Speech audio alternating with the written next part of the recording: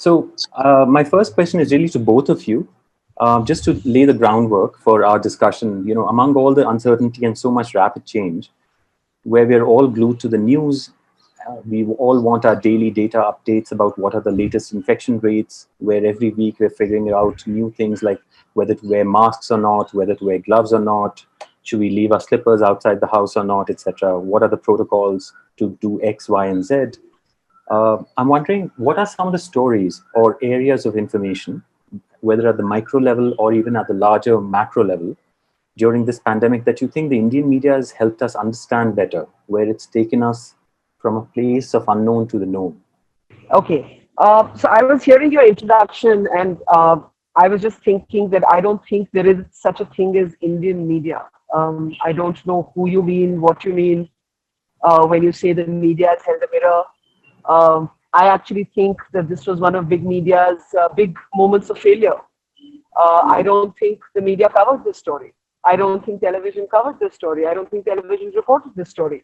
I think this story was told by a handful of journalists on the ground, and it was told by what in the trade we call stringers, who are basically freelance contributors who across India provide a network of information, who are not even full-time employees with most media organizations. They're paid per story. And a group of, I would say, city reporters in some of our newspapers. 99% of Indian media did not report this pandemic. So I have a disagreement with the very premise on which we're having this conversation. I think this story was not told. I think this story was not reported. It's like that old line, this revolution will not be televised. TV flubbed it. And it was left to a group of sort of strong-willed storytellers to keep at it, to reporters and camera crews in small towns, and to the city reporters of some of our better newspapers to tell the story. So that's my first point. That said, I do think that the issue of the migrant workers walking the highways of our countries is something that has come through the sort of small group of reporters who are out there telling these stories, capturing these moments. And without those images, without those narratives, I think you would have seen an even more chaotic structural response than we've seen to the issue of how this lockdown is hitting our poorest citizens. Faye, do you want to respond to that? Sure. So I have a different perspective on this. I believe that, and if to answer your question specifically about getting out the information of what we're battling, right? And I think that was week one or even before lockdown, the idea that we have a contagious disease, that we need to stay 6 feet away from each other. We need to cough into our elbows. In a country like India, to be able to pass on that information to large groups of people, many of whom don't read, is a challenge. And I don't think that was particularly a challenge met by journalists. I think it was a challenge met by all media. I know that radio stations played a big role. Really local media played a really big role of just passing on that information, saying, hey, you know what, this is the problem that India is facing collectively. These are the measures that you need to take. I remember having conversations from the team at Swadesh Foundation, which actually form self-help groups. And they said, well, before cities began to shut down, villages had formed their own sort of, ring fencing, and they were checking everybody who was coming in. They had got their ASHA workers to give them information. And they found a way to sort of keep the villagers safe. They were making sure that people who passed through the village were not stopping, were actually just running through. So I think the first battle or the first line, the front line, was in just passing on that information. And that, to a large extent, was done. And that was not something for journalists. It was for radio. It was for, small, everybody in the media, whether it was advertising, did a large amount of it. Local newspapers did a large amount of it. And that, I think, was one massive thing. I think the other, chunk was also for data journalists. I agree completely with what Barkha is saying. And, just to circle back to the question about justice, right? Journalism tends to be the collection of evidence on the ground. In any big event that happens in history, It's actual journalism that forms the basis for future petitions and arguments in court. It's actual journalism that will form the basis for justice that will be sought in the future.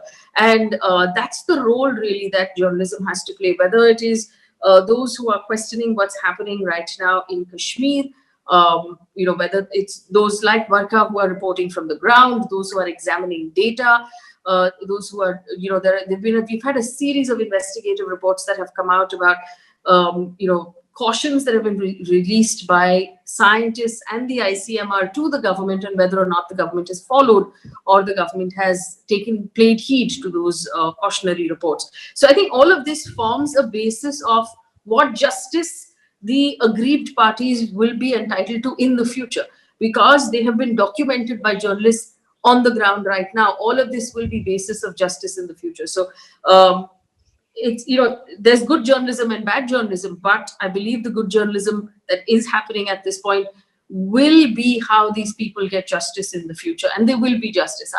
I'm a romantic about justice. I believe that it will be done, and it's because people like Barkha doing the work that they're doing right now, that justice will be delivered at some point. Correct? Okay. All right. So, Barkha, today is what, day 60 of you being on the road? Yep. Yep. So you've been out there now for 2 months reporting across the country, on the ground about migrant workers, certainly doctors on the front lines, women and children walking the long road home. Just wondering, what's something that some surprising or unexpected challenges in reporting these stories that you found during this particular pandemic? Because you had so much rich experience of different kinds of reporting in such extreme environments. I'm wondering what has surprised you in this, what is happening today? So that's an interesting question. While I'm sitting here, just to tell people who are watching this or listening to this, we're about 100 kilometers short of Solapur in Maharashtra, and we're headed to Hyderabad in Telangana, which is, we expect to reach a little before midnight. And it's thunder lightning everywhere. And if at this point it rains, we will still have our car. But on the entire stretch of this highway are children, women, and men walking. And there is absolutely no cover or no shelter or no place to stop and even get a meal for them. And basically, I'll come to the reporting experience, but one point I wanted to make is that sometimes immediate relief takes very commonsensical and small measures. It's like this mask. This mask is a very small thing, but it's a huge protection against the virus. Similarly, when it was obvious that the workers were going to walk anyway, irrespective of whether you were going to say no to them, irrespective of whether you were going to start trains that would not be enough in number.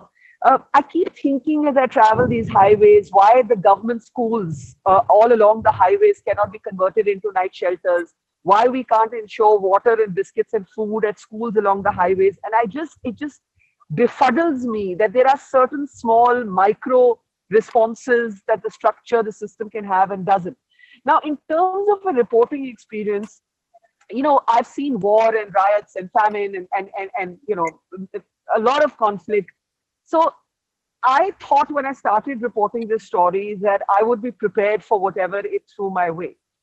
Yet I found in some ways this is the toughest story that I've ever reported on. And the reasons for that are varied. The reasons are, Gaurav, one, that the science kept changing even for reporters. So, for example, in the beginning, I was not wearing this mask. In the beginning, we thought the masks should be left for those who really need them. Then the science became wear the masks. Then, the invisibility of what you're contending with. So you can try and not touch your face, and you can try and wash your hands 100 times a day. But you are always touching surfaces. I'm always doing the story and then touching my door handle to get into the car. And I actually at some point just simply give up. You have to give up at some point because you can't become totally anal about it because you'll never be able to do your work. Three, I think what's different for me in this is how difficult it was in the beginning to get people to care. Like, how could we be this country where the poorest of our citizens were walking every highway And you literally had to break people's heart to get them to care. I mean, this is not charity. I remember one activist telling me in Rajasthan, he said, I love how people are now reacting and saying we care about these people as if you have generosity or you have charity. This is a basic rights argument. It's a basic equality. To come back to the intersection of law and media, we are talking about the fundamental rights of a citizen of this country. And I think what really shocked me is I set out to report a pandemic and I ended up reporting a humanitarian crisis. And so for me, it was a swift gear shift. It's not that I'm not telling the stories of doctors. It's not that I'm not inside COVID hospitals, but I find that most of my emotional energy is now getting consumed by the humanitarian crisis that has overshadowed what started off being the challenge of the pandemic. And this humanitarian crisis, you're saying, could have been averted and is still not being managed well. Oh, yeah. See, look, I'm not saying, I mean, if I was so wise, I'd be running the country. So I'm not saying that, the benefit of hindsight doesn't give all of us great wisdom. But when I think about how migrant workers have been handled, here's my point. At first, we pretended they didn't exist. So we never anticipated that there would be a mass exodus.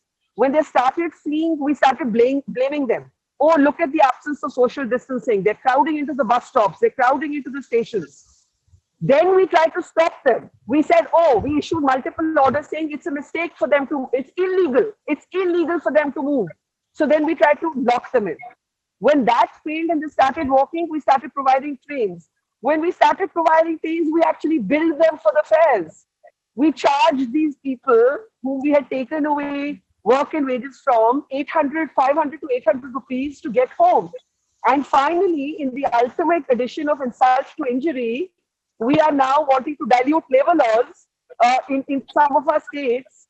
And these workers are basically saying we're not going to come back. And that is going to be the ultimate comeuppance, I think, for the revival of the economy. How are you going to reopen factories without these workers?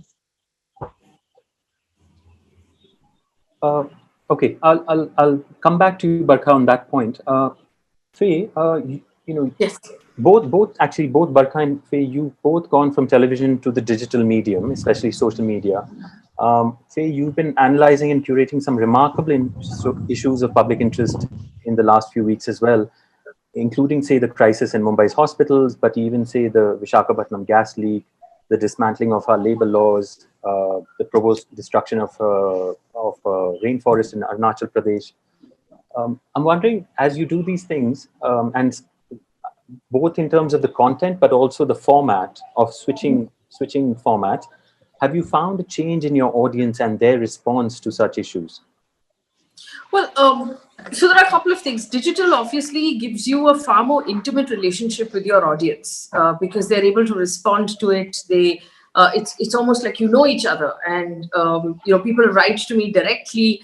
They message me directly. So there's a great deal of, is there something we can do about this? What can we do to change this? What can we do to actually action something on the ground? I found that along with the pandemic, there's a lot of stuff going down on the sidelines of our country that is not getting enough attention. For example, the Environment Ministry trying to push through permissions for 191 projects that will hurt our environment and doing it in a hurry in the middle of a lockdown. Now, this is something that would have otherwise, I don't think anyone else has really picked it up. And by lack of getting attention in the media, it could actually happen without anyone noticing. And I believe that that's a problem. The labor laws and what's happening with the labor laws is also a problem because largely urban India seems to think labor laws apply to somebody else and they don't apply to you and me as employees. The reason why my team and I have been stepping out and going to the hospitals is because the hospitals in and around Mumbai are facing a crunch like never before. We've reached almost what New York went through or was going through during the peak of its COVID crisis. And again, not really being documented. There were stories about body bags lying in the wards, but the actual numbers of how many beds we have in each hospital, how many of those beds have gone to COVID patients. So what happens to the remaining beds that are available? What happens to the non-COVID patients that are coming in? Where are the ICUs? I mean, I think it's fantastic now that the PM Cares Fund has now allocated 2,000 crore rupees to buying ventilators. But where will you put these ventilators? Where are the beds? Where are the ICUs? You have to actually have more to a bed than just the ventilators. There's so much going on in the healthcare sector physically right now. We still haven't gotten on top of the PPE problem. Still working with doctors and other NGOs to try and push PPEs in the right places, because there are still problems with actually getting protection for our healthcare workers. We have an inordinate number of healthcare workers who have tested positive in India because they're not able to protect them adequately with gear. So there is a lot of, I believe, a lot of attention that as journalists we can draw to stuff, and social media allows us to be able to do that. I think that the other story that we would be at tremendous risk and fault for allowing to slip through our fingers would be the gas leak story. I'm again very disheartened by how little mainstream media has cared about this story and how it has just sort of disappeared. I was making calls today to local journalists on the fact that no arrests have been made even now, so many days later, on that gas leak. LG has put out what can only be described as a weak sort of explanation saying, oh, we are going to look after everyone who got sick. But for a accident of that proportion to not be hammered down by the media is worrying, and that's something that I've personally made a commitment that I will stay on top of. I think also it's interesting when talking about labor laws that almost all large television news studios are based out of Noida in Film City, which comes under Uttar Pradesh. So Uttar Pradesh throwing out all of the labor laws could actually mean that none of these journalists ever get a Sunday off ever again, because that applies to all of them as well. But somehow nobody seems to have cared enough to blow a whistle on this. And now the governor has cleared it also. So there's, like I said, there's a lot going on that there's no spotlight. And I believe that when we work on social media, and I'm using social media, I'm using Facebook and Instagram and YouTube, there's still room to reach people who believe and to be able to sort of move people one-on-one. And I believe we can make a dent there. Barkha, what about you? What's your experience in terms of change of format, going from TV to now social media, YouTube? So actually, I think that I've said this in another program with Faye, that the art of storytelling remains as necessary. The art of knowing how to string together visuals, the art of being able to tell a story really quickly, to think on your feet in the face of great tragedy, sometimes violence, sometimes a volatile situation. All of these were the original journalistic skills that one had acquired, learned, bettered, over the years. They're still as relevant. Nobody, I may have changed platforms like Faye, and there are many reasons for that. In mostly because I think TV is a redundant platform in the way that it's shaped up in India. I'm not saying TV has to be like that. I'm just saying it's shaped up like that here in our country to be completely talking heads driven. And that's not the kind of television that I ever wanted to be part of. That's one. I'm not even getting right down to the bigotry and the hate spewing and the hate mongering. I'm just talking about formats. For me, I think I'm the same reporter, same flaws, same fallibilities, same virtues. You learn every day. And I just think that I'm using a possibly freer platform, but also a much more immediate grammar. There is a much more immediate grammar somehow to the digital medium. You don't have to wait till 9 p.m. or 8 p.m. to catch a show for a designated amount of time. The story you tell does not get drowned under a mountain of 1 million other things that the channel has also done that day. So you have to tell people, oh, you didn't see this then. You can constantly just put out the information you want to, when you want to, on your terms, promote it as much as you want to. You're not dependent on some corporate machine telling you that you can't promote this story because who cares about poor people? No advertiser is going to care for poor people. All of that, is out of the way. So it's freer, it's more immediate. And in terms of storytelling, it's the same challenges. Technology has made many things possible. Maybe Faye and I would not have been able to do this a couple of years ago, in the middle of nowhere, under an umbrella in a car, having this conversation with you on a national highway, because Zoom and good internet speed allowed me to do it. phones have become high resolution and better than most broadcast cameras. You can shoot much better on a tripod or a selfie stick in a phone today than you ever could, in the days when I started television. And frankly, God, of all the rest of it remains the same. I mean, my sense of Bombay's hospitals is exactly the same as Faye's. And that also tells you how incomplete TV's telling of the story has been, because you saw this mass vilification taking place of doctors at Mumbai Sion Hospital when that video went viral of these bodies next to patients. Not one person bothered to go and speak to the doctors. And when I went to interview them in Mumbai, one of them said to me that for years we've had more than 3 patients on one bed. No media even bothered to come and tell this story. We're a Sarkari hospital with meager resources. We've always had a shortage of beds. But guess what? None of you care to tell our story. So I think it's brought home also to journalists the gaps in our storytelling, the issues we should have been focused on and weren't because we were too obsessed with talking heads and party politics.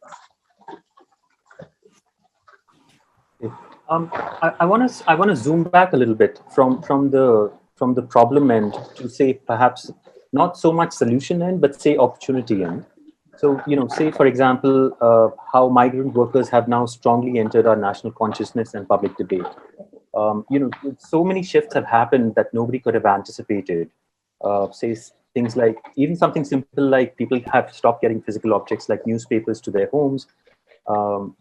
Companies like Twitter have said they're going to permanently offer work from home option even after the pandemic passes.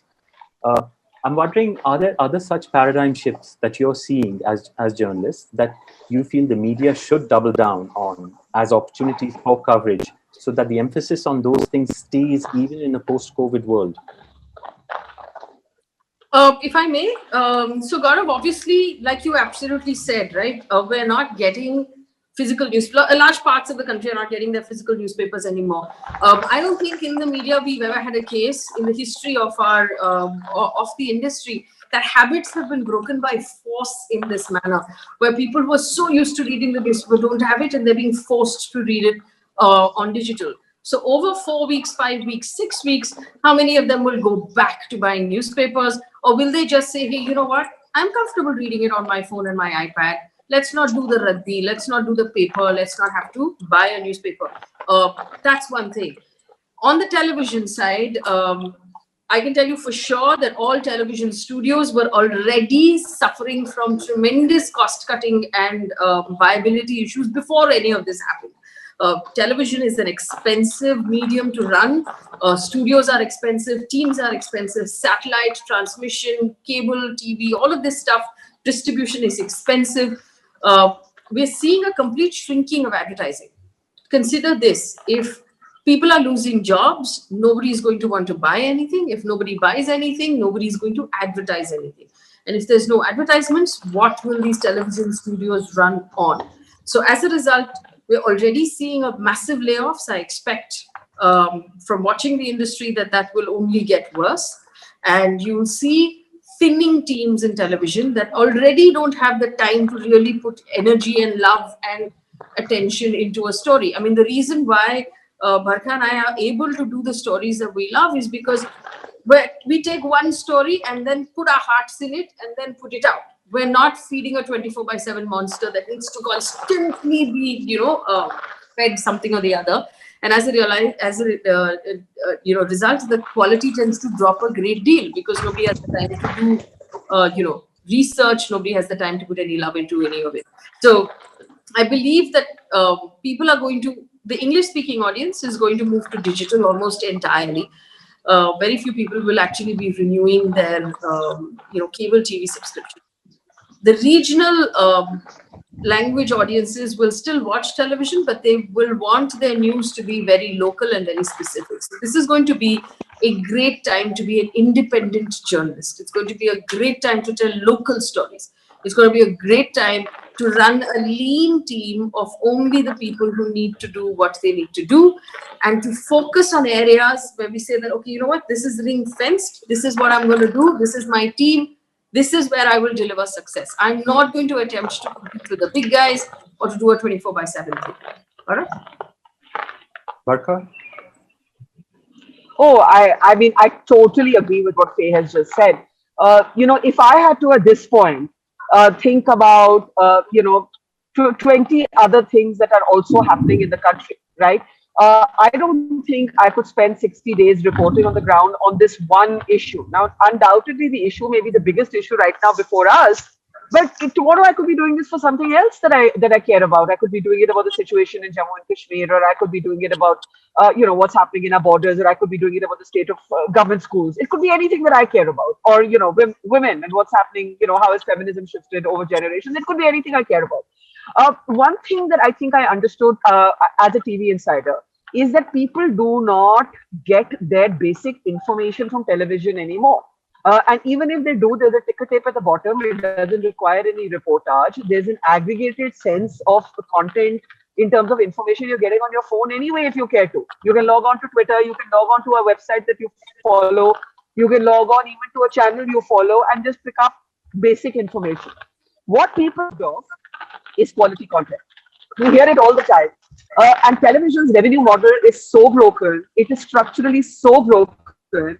And unfortunately, what that has done is that even to very bright, talented former colleagues, the formula has sucked them in. I'm pretty sure if I'd stayed on in television, I would have been sucked in too. There is something about the daily formula. You get numbed by it. You get attuned to it. You get lazy. It's a human thing. And therefore, one needs that disruption of technology, the disruption of digital. And I agree with everything Faye has said. I do not believe that English news television, given the revenue models and the state of the economy, and we're headed for a very rough couple of years. We haven't spoken about the economy. We're headed for a very rough couple of years. I just do not see English news surviving beyond, like a few people who are doing talking heads in a very pared down way. And so, that the glory years of TV are over. They're well behind us. Well, Faye spoke a little bit about, say, for example, how she feels like the story about the gas leak in Visakhapatnam should not be ignored. I'm wondering, in a country as vast as India, there are so many things happening all the time. And certainly, both of you are doing respectively important work on focusing on whichever areas you are focusing on. But also, I'm wondering, are there other stories that, Barkha, you feel are in danger of getting buried right now that you may not be covering, but you wish the media was covering?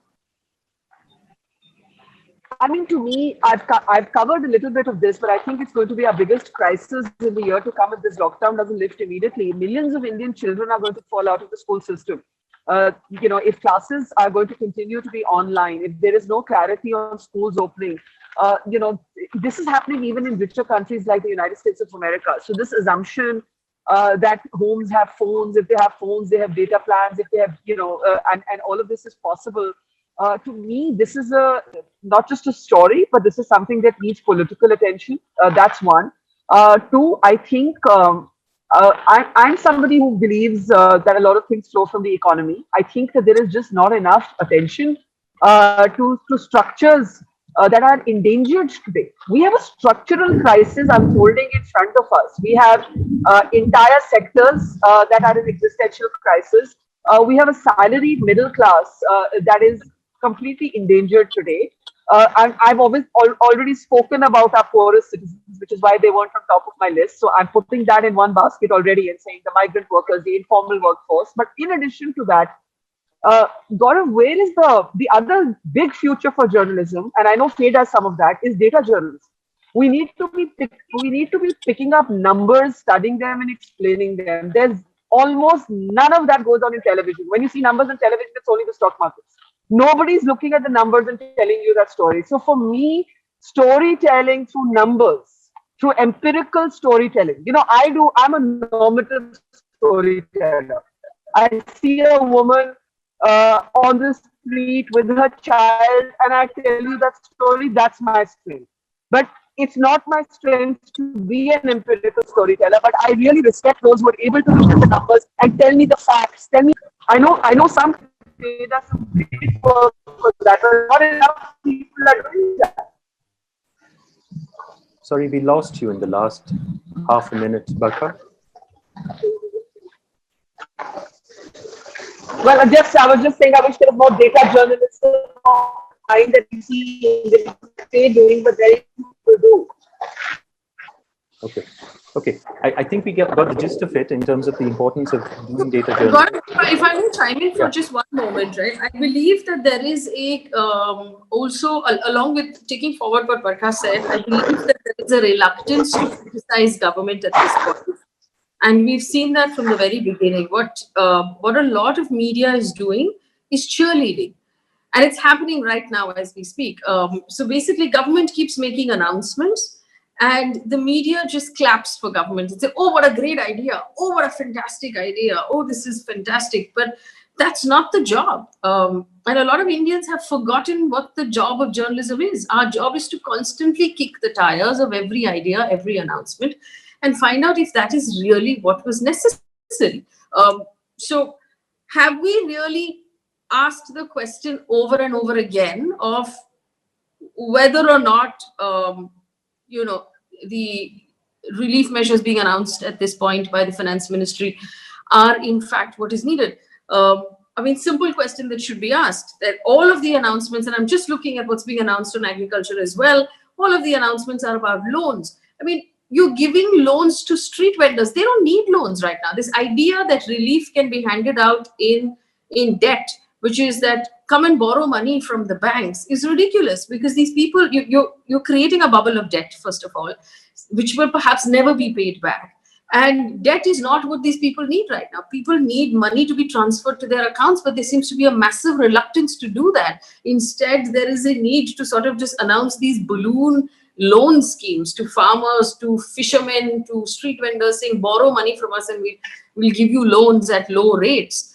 I don't see how that is relief at all. I mean, if you were starving on the street and I said, hey, I'll give you a loan if you fill out this paperwork, it makes no sense. But somehow, not enough people are asking these questions. Not enough people are kicking the tires in the media and asking questions of how much of this works and how much of it doesn't work. We're not learning from what other countries have gone through, how much of it, what the experience of other countries has been.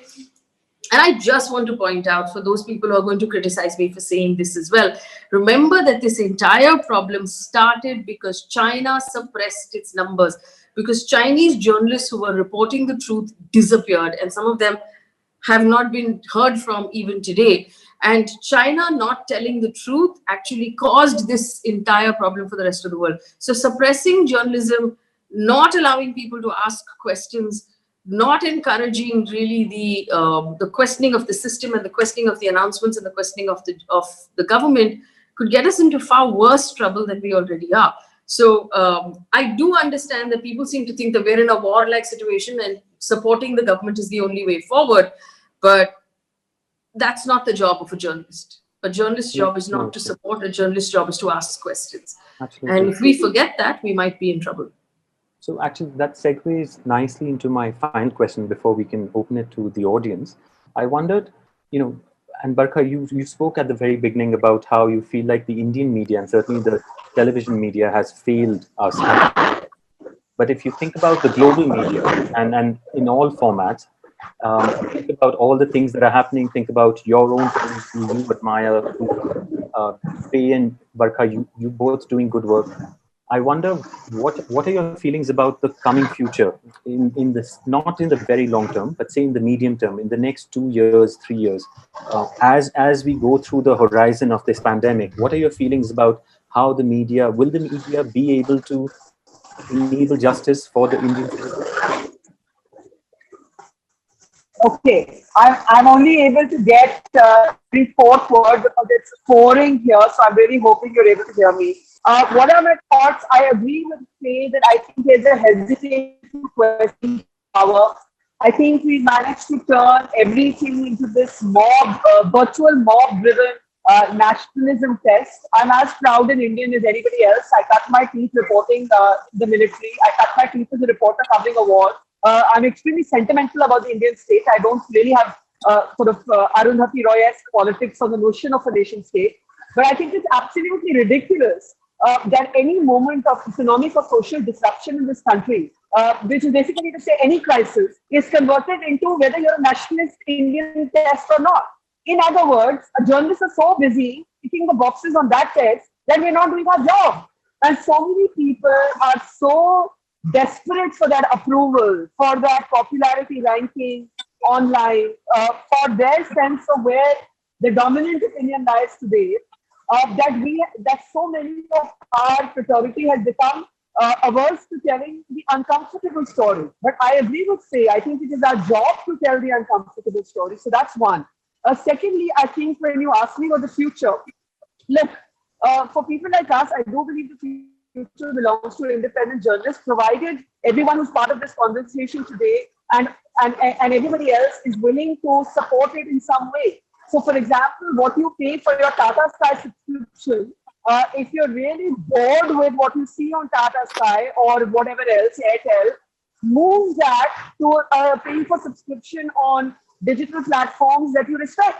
Because what will happen is if you're not willing to pay for some content, then we're going to be back to the kind of tyranny of the market where some advertiser is going to decide what you can show and can't show. And I'm not averse to advertisement. I think that one has to just choose. There are certain products that I would never choose to be advertised by. But other than that, the future belongs to a mix of subscription-driven support, advertising, offline events, and partnerships. That is where I see the future of digital platforms.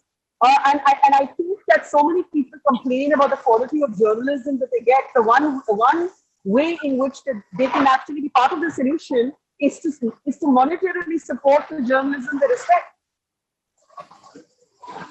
Very well said. That's well said, and is, I think at the baseline, I think that really comes to the crux of it in terms of if you want good journalism, you need to support it, and you need to put the money where it belongs. Faye? Yeah, I just wanted to add to what Barkha is saying about this, and this has also been my personal experience. So like I told you, running television studios is a very, very expensive proposition, right? Now, what you pay as a customer is pittance. It doesn't cover anything. So actually, the person paying for the service of journalism is the advertiser. The advertiser is picking up the tab, and hence the advertiser is the customer. The viewer is not the customer. The viewer is the commodity. The viewer is the commodity that is being chopped up and sold to somebody else. So you are the chicken in the chicken shop. You are not the customer, and that's something that viewers need to realize about television studios. And we have to also realize that in a worsening economy, and this has been happening for the last year or so, the largest advertiser is the government, and not just center, but every state government. Governments spend crores and crores of rupees on public service advertisements and advertisements from political parties during elections, which happen on a regular basis in this country. It is the largest route of finance. It is the largest route of revenue for television channels. Also, these conclaves that they keep doing, in which they raise money through conclaves, which is why they do conclaves, involves the blessing of the government, because you need ministers from Prime Minister, Home Minister, Finance Minister, Railways Minister to come and attend your conclaves. That's the only way, when you get confirmations from government, it's the only way you will actually get advertising from advertisers. So all of this entire system now is dependent on the blessings of the government. And obviously, when you ask tough questions of that government, those blessings are then withdrawn. So now where are you? You cannot be a television channel that asks tough questions of government, because you will no longer be economically viable. You will no longer be, financially viable as a business if you are tough on government. And that's just the truth of the model. I believe that the model is broken, which is why you see so many journalists becoming independent and going off on their own, because it's easier for me to pay the salaries of 3 people through what I'm making from my social media than have to run a large television channel of 500, 600 people and be dependent on the government's sort of blessing to stay alive. Correct? Right. So I guess, in terms of, it's both at the production end, keeping it lean, keeping the cost low, not being dependent on masters who might control your line, as well as appealing to your audience in terms of getting them to support your work directly rather than through advertising.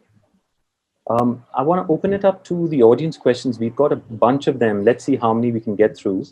Barkha, are you still with us? I am. Can you hear me? Yes. Okay. Great. So the first question is. I mean, it's pouring, so I don't know how long I can do this, but yeah. Sure, sure. We'll just go on for another 10 minutes if we can.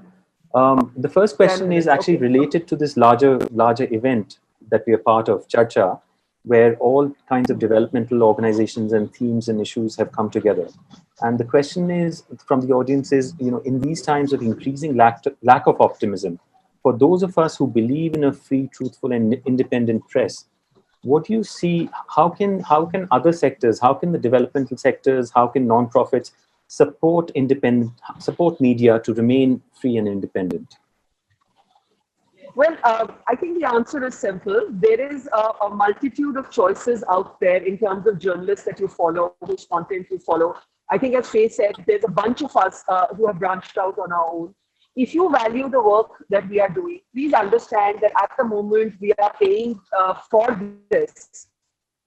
For literally, as Faye said, from the money that our channels may be monetized to earn in terms of just algorithmically a little bit, our partnership that we may do here and there. We don't actually have a revenue stream. We are self-funded. Please understand this. We don't have hidden sponsors. We don't have hidden investors, at least not at the moment. I'm not saying those will never come, but we're startups. And at the level of startup, we need support. So if you think that Faye's work on breaking down data or explaining the gas leak is invaluable, or if you think my being on the ground for 2 months is invaluable, when we come to you and say, subscribe to our content, pay a little bit, do pay a little bit, because you are ready to pay that money for your newspaper, you are ready to pay that money for your Tata Sky subscription, and you complain about a lot of that non-stop. So one, pay us. Secondly, I think a lot of you have access to grants that journalists don't. I don't know if Faye will agree with this, but a lot of times when we go out to seek,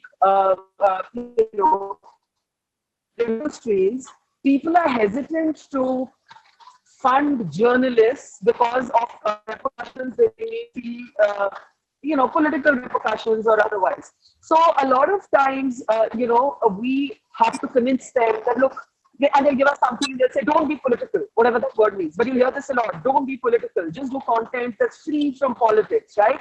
Now, in some ways, you guys in the development sector have access to grants that we don't. Find ways to work on campaigns with us where you think there's a match of value systems, right? We are good storytellers. We do tell stories other than, the news of the day. Use us, build partnerships with us, amplify us. Yes.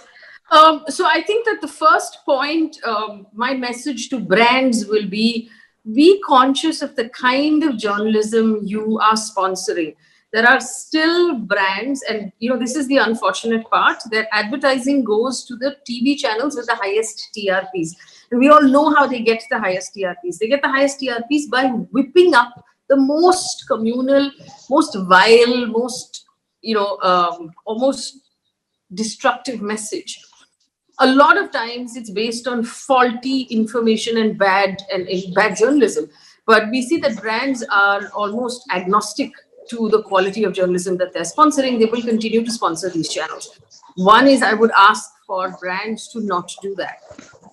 Secondly, like Barkha said, that I hear this a lot as well. Can you not be, we'll do this with you, but please don't do anything political.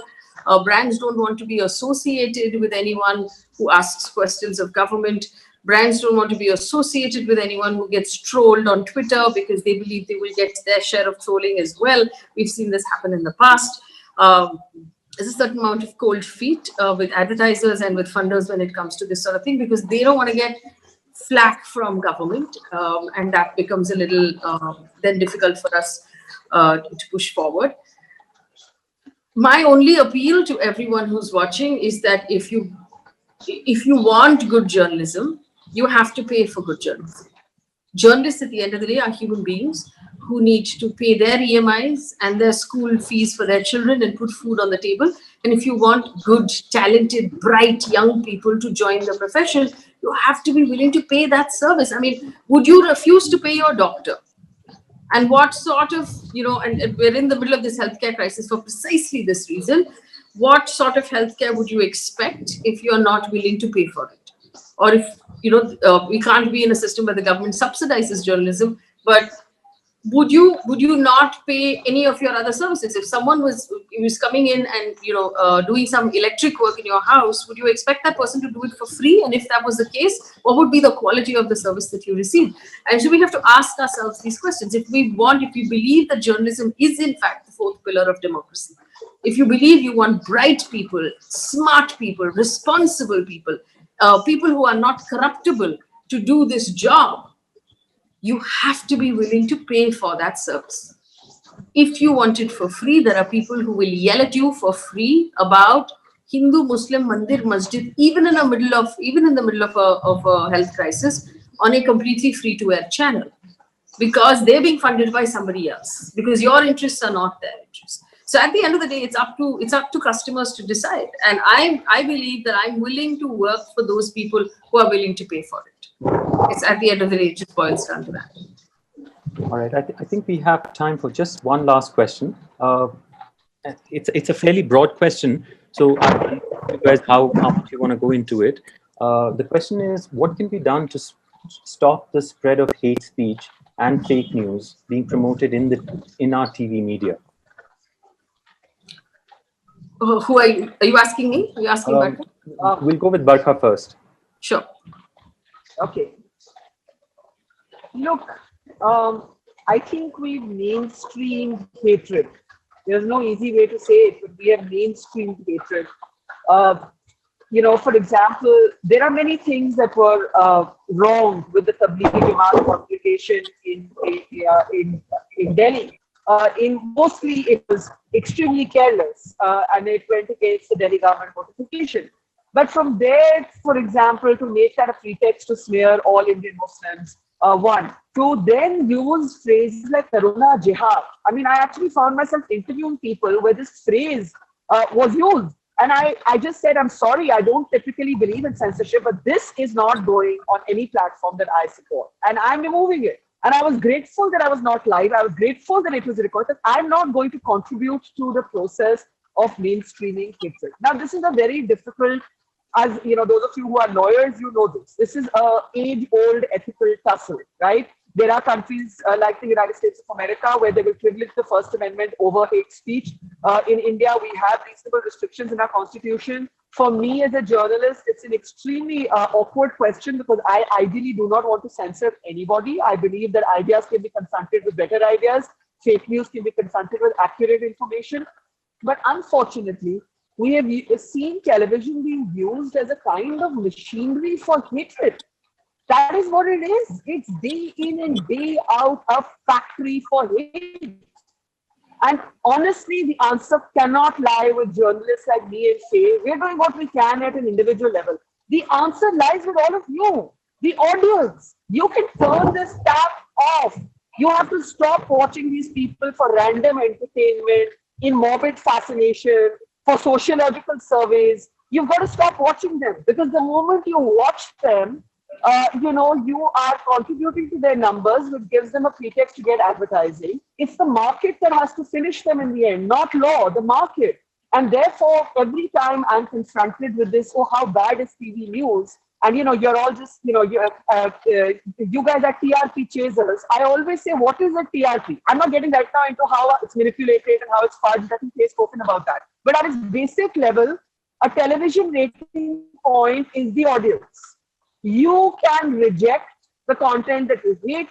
You can turn off the tap of hatred.